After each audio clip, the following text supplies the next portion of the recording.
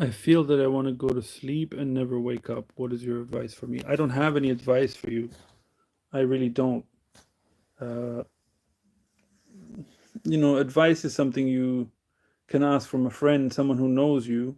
I don't know about your circumstance at all, so can't say anything about that.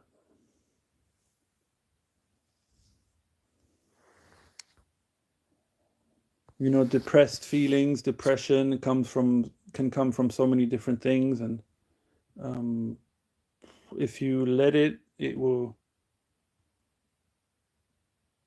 bring you deep enough.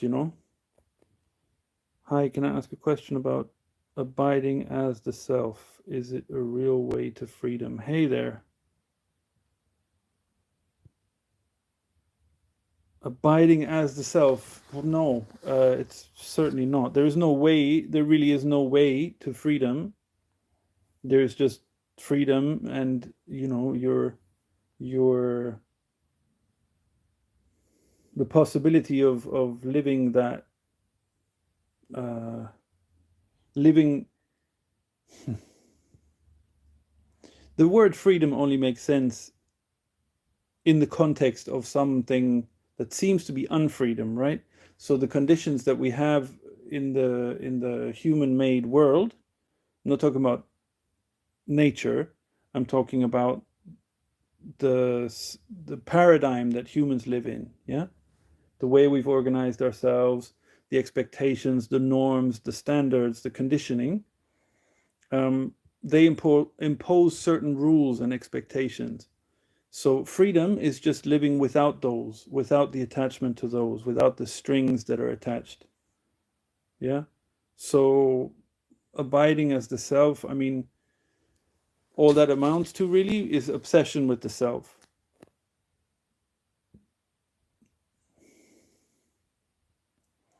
If there if there is such a thing as a self, then it's already abiding, you could mean.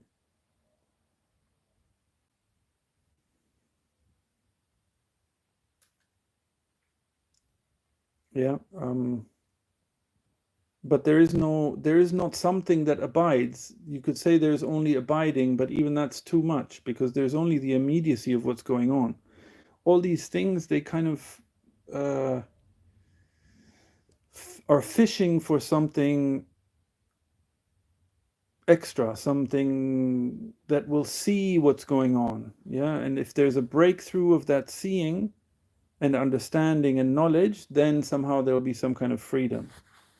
That's really an attempt to grab on to what there is, and that claiming of what is really the issue in the first place.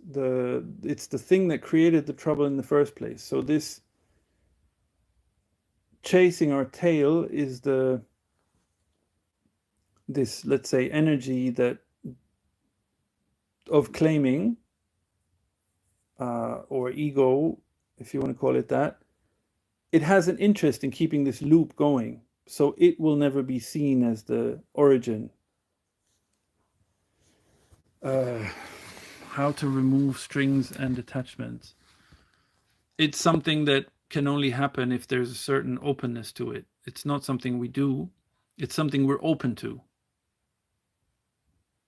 But that the only thing that would keep us attached is our own self-interest, our own interest in them, our own investment, all the promises of rewards and things that we get from these things. Yeah. So any enthusiasm that we have in following the norms and the expectations that are, or the fears that we have that make us follow other people's expectations of us and things like that, these are the things that keep us invested. So if we think, well, it's a tough job, but I'm gonna pursue this or that goal that isn't actually what I really want, because following that and sacrificing myself for that and whatnot will get me some kind of recognition or some kind of security, or be it financial or whatever. Like people are in jobs, this is an example, like people are in jobs that they don't enjoy, but there's the excuse of like, well, got to feed myself, got to provide for my family and this and that, not knowing or not discounting the fact that life already takes care of everything. Yeah, we didn't, the way that we think we're responsible for providing for our family, we didn't provide for ourselves, did we? And even our parents, who might say the same thing and encourage us to follow the same goals, that they sacrificed themselves and they worked so hard for us and whatever, they also didn't create life. Yeah, none of us created life. No one creates life. Yeah, we don't create nourishment. Where do we get the nourishment from? What if we didn't get our energy renewed when we sleep? Yeah, these are things that come from the life energy, right? And there's got to be some respect for that, because without that, there's nothing. There's only pure ego, the pursuit of ego goals, really. All in the kind of pursuit, the vain pursuit of gaining recognition ultimately. Because ego, if I say ego, what I mean is the desire to be seen. Yeah, the preoccupation with how I am seen by others. That's the whole ball game is there. The whole unfreedom supposed, which is just a mirage really, which doesn't exist. It's just an illusion. But it's all based on this energy of caring about what other people think about us. So the way I'm seen in the world, yeah, and all the effort I put in my whole life into presenting an image that might be acceptable or liked or approved of, or the opposite, that I see myself as some kind of a rebel, and then at least still I get energy, even if it's bad one, right? Even if people don't like me, as still I get attention. So yeah, how to remove strings and attachments, it would just be along those lines. There's got to be an opening to it. We get ourselves into a dilemma. We get ourselves into a self-made prison, to which the door is actually open, and there needs to be some grace. There needs to be some acknowledgement that we're not omnipotent, right? That we can't make everything happen. We can't make success happen. So when there is that acknowledgement and a true kind of a respect for that, or like an acknowledgement of that, you could say, which is really happens through sincerity, then the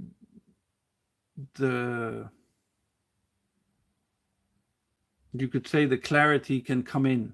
Yeah, then there's an opening to it. If we're so full of explanations of how life is, what we're like, and what everything, if we're so busy defining everything and putting everything into our little filing cabinet, then there's no space for any insights to come, or and if insights do come, what generally tends to happen is that people appropriate them, so then they adorn themselves with it. Yeah, this is what you see on YouTube a lot with people who speak about non-duality. There must have been some kind of glimpse through some sincerity, some kind of wish to see something deeply, to sort of get away from this humdrum of conditioning, some kind of yearning for life in its rawest form, and then the what we wish for comes, and then we appropriate it. Oh, now I'm one who sees this and that, and look at me, look at the insight I had and stuff. It's very, very subtle, but it gets claimed very quickly. So and then we just use it to embellish ourselves and get more attention and feel special and feel better than others and all that stuff. So yeah.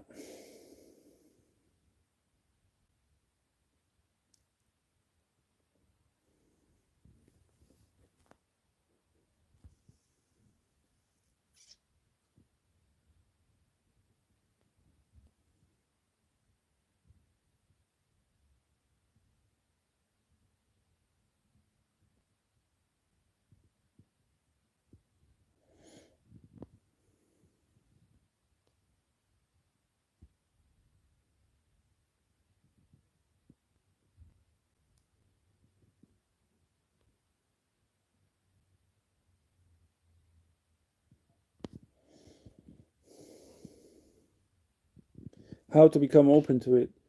Um,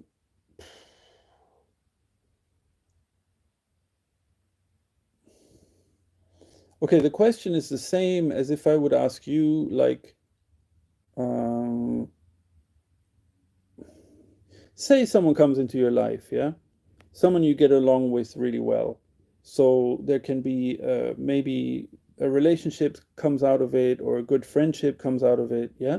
Someone sort of unexpectedly, you meet someone, you get along really well. It would be the same as asking how to be a good friend to that person. That's the same question as how to become open to it. It being life, really. It's already the default position, by the way. But if you're gonna ask that kind of question, um, often it comes from a place of, oh, I mean, from you, judging from your previous comment as well, it seems like some kind of depression, and now I want some roadmap, something I can follow.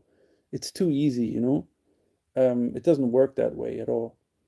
It's more if in this example, if you ask yourself, if you were to ask yourself about, I don't know, the qualities that make you um, retain a good friendship, what are they? What it comes down to ultimately is sincerity, right? So there you go. That's all of it. There you have it.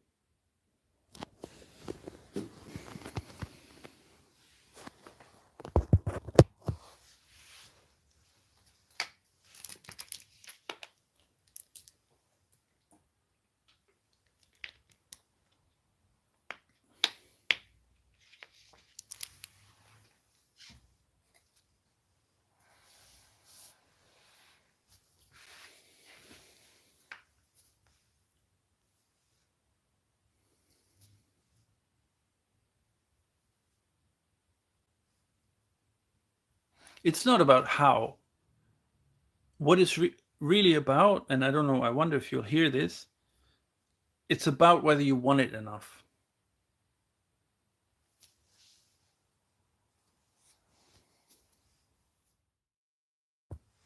So, in this whole topic, the thing that's really useful in a way is um, seeing what freedom or the whole or whatever you want to call it is not, rather than trying to describe what it is, or if there's a way or not a way, or it's really the only value that a discussion about it has, and sort of, yeah, having a conversation about this subject is talking about those things which seem to block,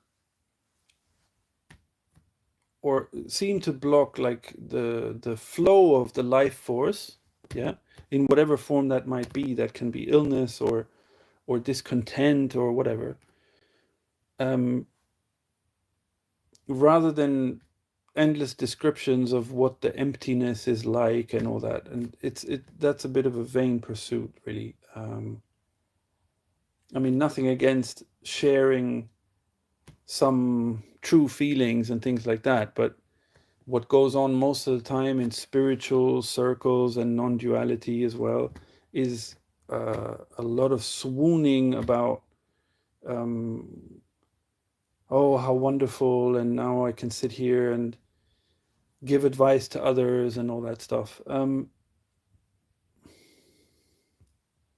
There's a lot of misinformation. So the subject itself is so claimed and so full of ego, uh, that it bears talking about, in the sense of what's the misinformation. There's a lot of misinformation to sift through. If you come across talks, 9 out of 10 are misguiding, misleading. So it's the whole thing is a whole lot simpler than it's made out to be, and there's a kind of a redundancy to it. Yeah, it's just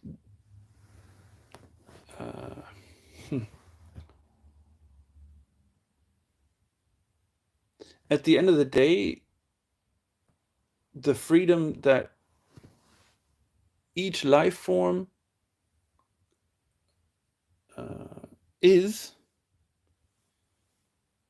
unique, right? So there will never be a transmission possible of like, oh, this is a way. The grace that comes to free someone from this sort of seeming imprisonment will be unique in each case.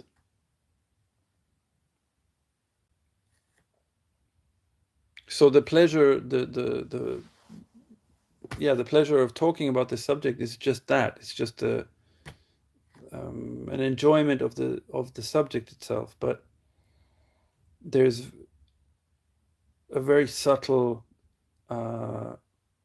hijacking of this subject for personal gain, for personal purpose.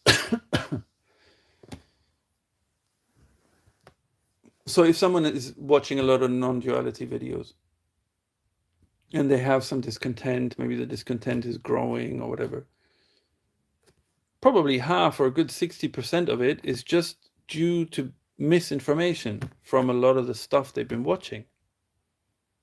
And then that goes into the head and it gets absorbed, and now, oh, this is how it is because that's what I heard that time. It really needs to be put to an acid test in a way, or taken with a pinch of salt. Anything that, this is the issue really, that we don't trust ourselves. So if something feels off in something that I hear, if it's very subtle, if something isn't quite right, the habit is usually to brush that under the table. Okay, but who am I to question it, because I'm not free and that person is, and all this nonsense. So if we really were to trust our own common sense fully and have our self-respect intact, then there would be no question. There would be no misleading possible at all. So through sifting through all the bullshit, we can kind of regain our sense of trust in ourselves and how we feel about stuff. But until we do that, until we have a little firmness about that, and we just keep following what other people say, it's kind of a stale life.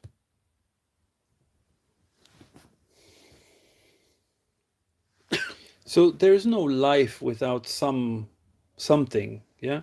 It's not a thing, but for lack of another word, there's no life without something that we don't know, right? Something that's a mystery. We don't know where life comes from. We don't know if it has an origin. Or let's say, if it had an origin, we wouldn't know what it is. We don't know what life is. We can't, so already that precludes saying anything definitive, anything that's true for all time. So already our perfectionism and our tendency to try and get everything just right is taken down a notch. Yeah, and then we can start to see that our tendency to try and get everything just right, to walk on some kind of a tightrope, that there's something there's something off about that. But it does require a little bit of sensitivity, because generally what we're doing is walking on a tightrope and thinking that this is the way forward. It's the way to handle everything. Even the pursuit, the looking for a way to best handle things, implies that we need to handle things. But that doesn't get questioned. The default setting is things need to be handled. Life needs to be handled. Work needs to be handled. Kids need to be handled. Family needs to be handled. Relationships, everything needs to be handled. Finances need to be handled. So if there's no openness to question that, then we're just going to go around in circles.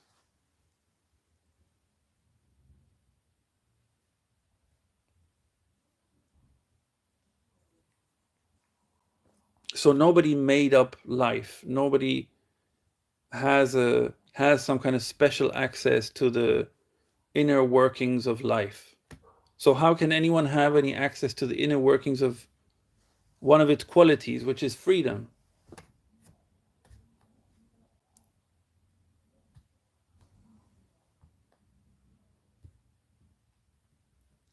So if that's clear that we don't have some, that there is no way to that we, meaning each individual life form, it's secondary. It comes after. Yeah, it's the same how it's the same about the question of free free will, for example. Some impulse for a thought comes before the thought. Yeah, so there's no free choice of, oh, I've now, baked up this thought that's going to come, or I've sat in the corner and knitted this idea. These things come. It's, if anything, the relationship, just to paint the picture, is one of receptivity. Any creative insight that's ever been had, any idea, any technological advancement, any work of art, anything has first been an inspiration or come through intuition. So that gives a clue that we're not that important. That we're here to, each life form is here to express itself, to enjoy, but not to get some kind of a special standing, to worry about being seen by others, and yeah, and that whole track of being, how I'm seen by others,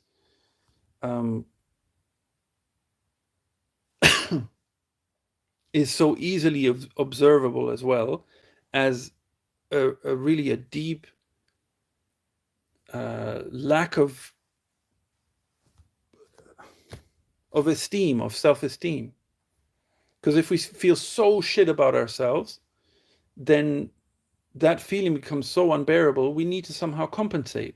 So we start building up images of ourselves that might be acceptable, because as things are, it's not acceptable. Like, so we have to make efforts, develop ourselves, work on ourselves, become the best version of ourselves, cultivate our higher self, whatever it might be, in order to build up something that won't feel so unbearable, that won't be so ugly, and will get some recognition, some attention, and hopefully, if we're really lucky, even some real approval.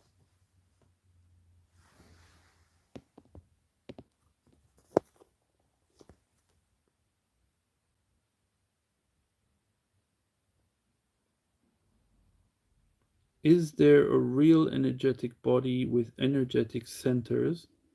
And will one that has blockages go through the process of clearing them? Is there a real energetic body? It's a very mental question. It's very up here. So as I was just saying, no one knows what life really is. Yeah. So we can sit here and intellectualize about what's real, what's not real. The fact is, there is energy. The fact is, there is life. Yeah. And if you want to be extra, then you can say, oh, but there isn't really life, and there isn't really energy, and there is just emptiness. Oh, really? What's that then? Like, you can really be up your own ass and keep going with that, right? And all you're doing is being some non-duality Pharisee or police that just will just get on everybody's nerves. Definitely gets on my nerves. So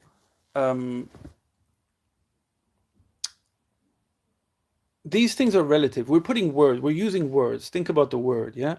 What when you say the word life or the word energy or the word emptiness or the word love, what do these elicit? Like if you take away the word, what's there? Look at that, you know? So is there,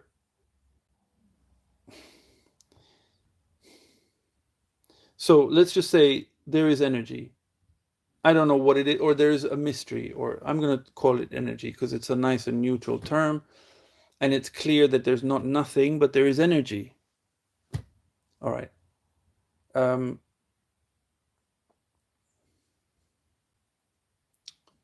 So energy organizes itself in certain ways. One of the ways is the seeming solidity of a body.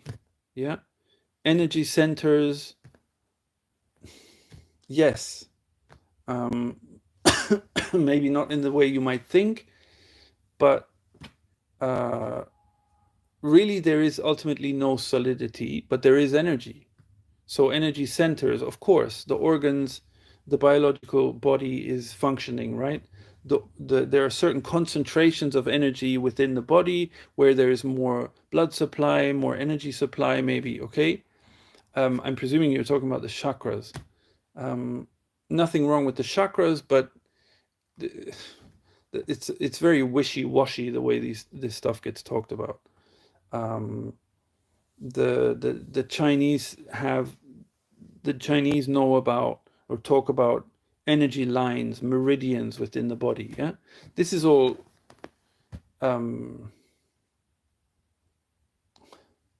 It's not nonsense, but to talk about it, there has to be a little bit of rigor about it. Yeah, it's not something wishy-washy. So blockages in the body, of course, everything ultimately, all blockages in the body, all illness, it all starts psychologically. So by nature, the body doesn't have illness. Yeah, by nature, the body is there to enjoy bodily things. So, of course, blockages occur. The workings of ego, the conditioning, it creates blockages in the body because the energy doesn't flow, because the energy is actually held under wraps in a way, in a certain way. Yeah, the free expression. Energy is free. So wherever there's an artificial holding on or trying to create this dam to create this offshoot of the river because I like it that way, or other people want me to do it, so I'll do it. These are all excuse me. These are all manipulations that create conditions that aren't natural. And yes, of course, blockages. What were you saying about clearing them? Will one that has blockages go through the process of clearing them? Well, yeah, it's like water. Yeah, water will always try and break through everything, right? Eventually will erode any blockages that have been set up. So ultimately, yes, it depends how. Like if we're very obtuse and not very receptive and very stubborn about certain convictions that we hold, then it's going to come through adversity. Yeah. But yes, of course, the tendency will always be towards freedom, always be towards clearing blockages. Water, if you think about water flowing, it will always flow. It'll flow over obstacles, around them, underneath them. If there's a little hole, it'll go through there, whatever is possible. Yeah, if there's an accumulation, too much accumulation in one place, then the bottom will drop out, or the water will overflow over the edges, whatever it takes. So of course, the tendency is always towards harmony, towards freedom, towards expression, towards clearing anything that's in the way of life in its like unadulterated form.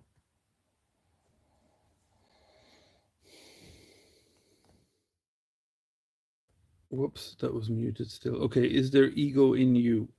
So ego is not a thing, okay? Ego is the preoccupation with how we are seen by others. Yeah, that's all I mean about ego.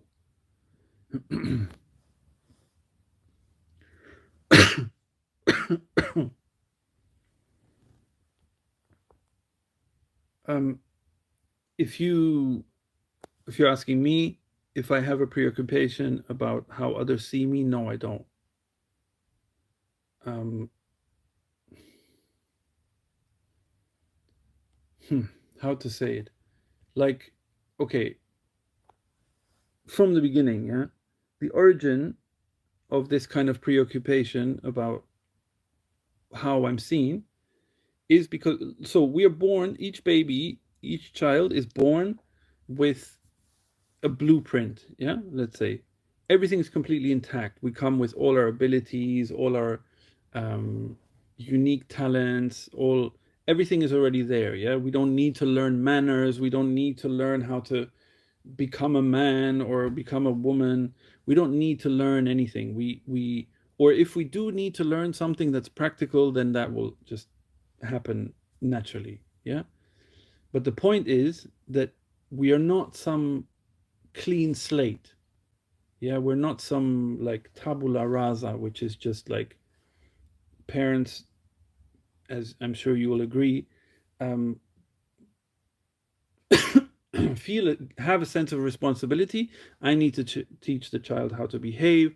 I need to teach the child how to say to say thank you, to have certain norms of behavior, to not be lazy, to learn about real life. Like, you know, once childhood is over, okay, now you got to really take part in real life and all this rubbish. So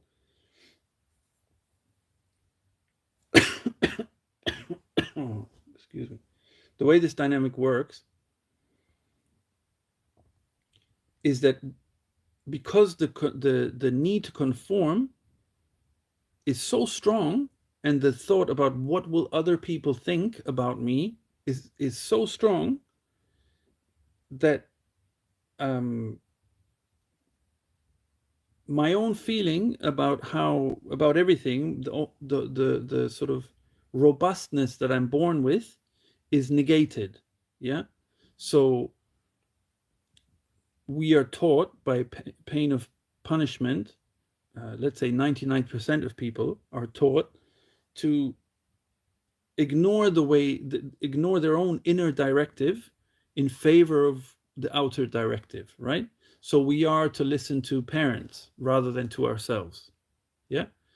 First it's parents, then it's, I don't know, teachers, educators, society at large, and so on. Okay, so the this denying or suppressing of how of our intactness, yeah, and the interjection into that of doubt and of false explanations is such that it becomes crippled in a way. It's no longer our directive. We orientate ourselves according to what's outside, to what the outside prescriptions are, yeah. how to how to ensure our survival, how to earn money, and ultimately how to get happiness. So um,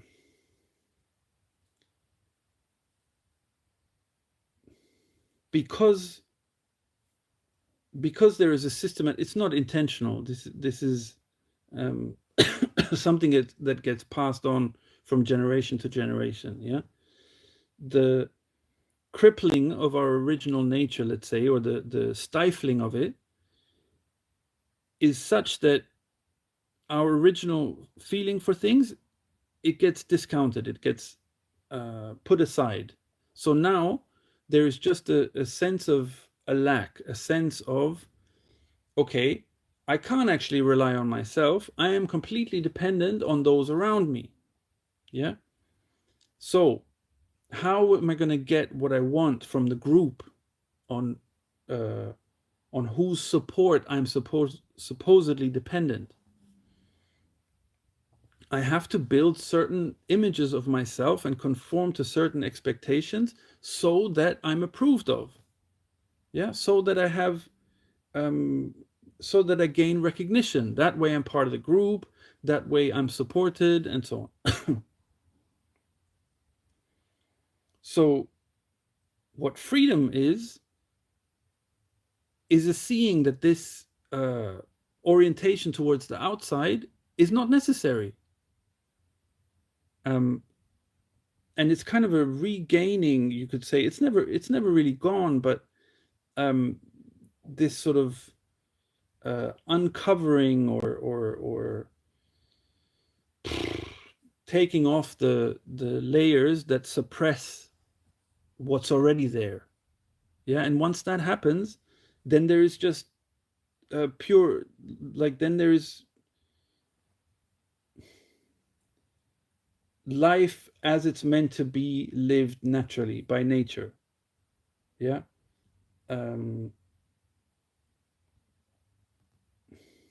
Yeah, so that, yeah. Love it. A soup of magical something. Who knows and who's there to care?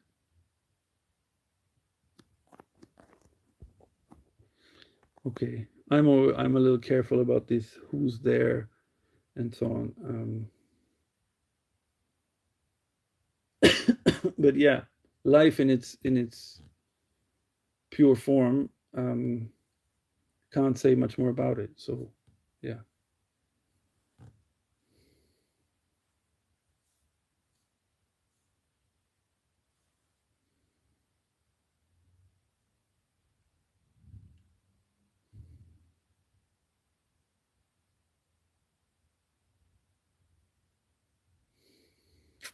So to your question, is there ego in me?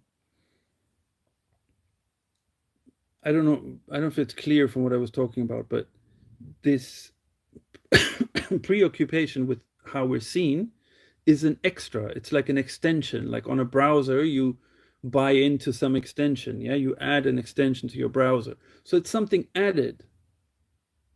Yeah, so it's not there in the first place. By nature, it's not there. We don't need to worry about what others think about us. Why? Or how we're seen. Yeah, because we're not dependent on anything outside for survival, or at least not anything that some authority could bestow on us.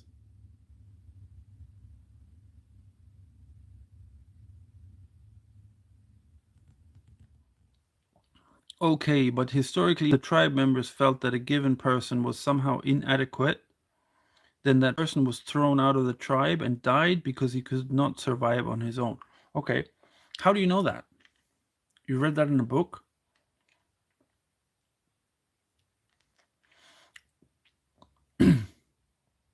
From books, yeah. Okay, well, then you're giving credence to what's in the outside world. You're taking that as your directive. Do you see that?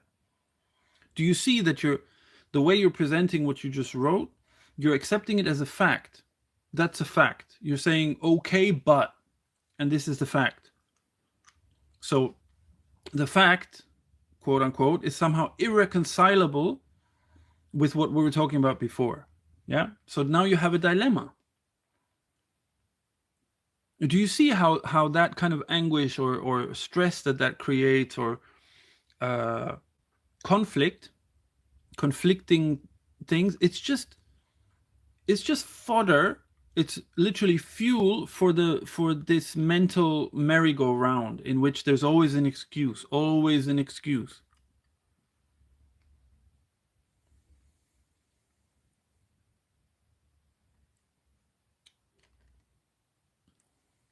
The only thing that will happen if there's a tribe, let's say there's a tribe, let's say some an indigenous population that has not, where there's never been any conditioning. Yeah. The only reason why someone might be excluded is because that person, there is claiming in that person, yeah, and the society there doesn't want that influence, doesn't want that energy, because it's corrupting, um it's harmful.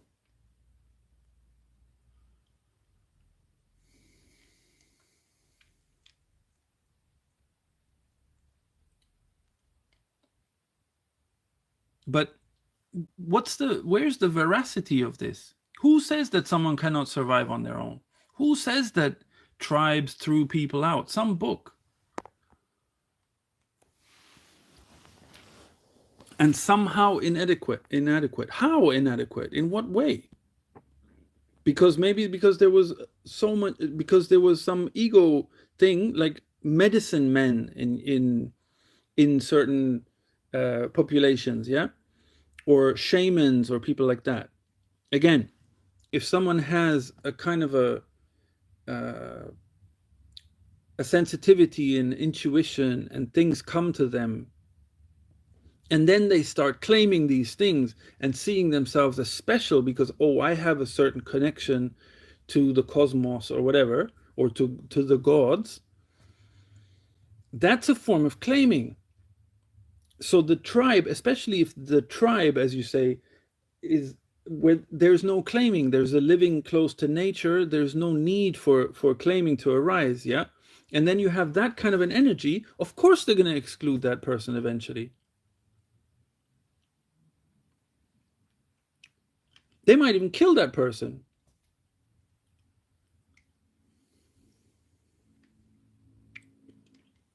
Or what can also happen is that the whole tribe starts slowly, this claiming filters through everybody, and then the whole tribe sees themselves as special. Look at what's going on today in the world. Which country doesn't think they're special? Yeah, which population doesn't think they're special? Humanity as a whole thinks it's special. That's the whole issue. That's the root of all of it. All the claiming comes from the view that humans are special. Yeah, if you go back to the origin, we were talking about the origins of the preoccupation with how others see me. Yeah, and we were talking about the sense of inadequacy that gets developed because of the discounting of our original makeup. That's not important, so it gets discounted, yeah, in one swoosh. So why does that happen? Because if the consensus, the worldview, is that humans are the special creatures of creation, you have an artificial uh, distinction between humans and the rest of nature. Yeah, if humans are the special creatures of creation, the most evolved, whatever, the top of the pyramid, whatever, however you might formulate it, yeah, the chosen creatures of God, like God loved humans so much, made everything to serve humans, all the other life forms, the earth itself, and blah blah blah. Okay, so you have this artificial division, yeah. This artificial division is artificial, it's not true. So by nature, it won't get sustained. It's not something that's part of the harmonious order of things, you could say. So this worldview has to live on somehow. So it needs energy to persist and to not fizzle out and die. And that's the claiming, that's the conditioning. That's what gets passed on from one generation to another. The discounting of the inner directive in favor of the group, the greater good, quote unquote. Yeah. So if I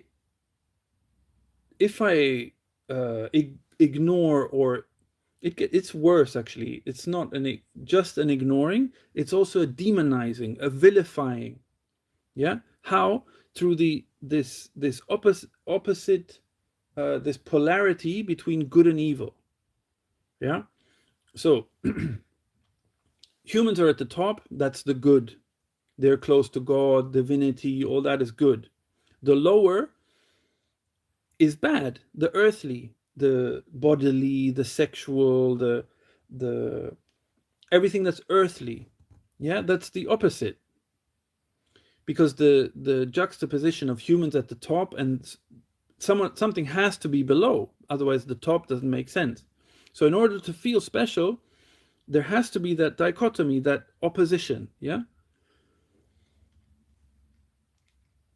So what's declared as the opposite and lower?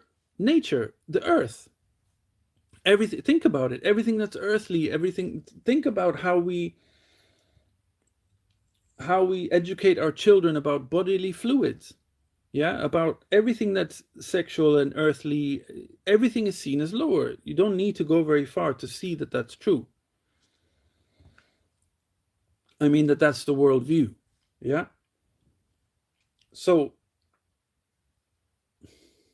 nature is described as evil, or having some kind of evil in it. Okay. So that demonization, it also demonizes our own nature. Our own nature is animal. We are animals. So we have an animal nature. Yeah. That's the same as this inner directive that we're born with. It's animal. We have senses. How would we move around the world if there was no, if there wasn't this claiming, if there wasn't this setting up people, humans, as special? How would we move around the world? With our senses. Yeah.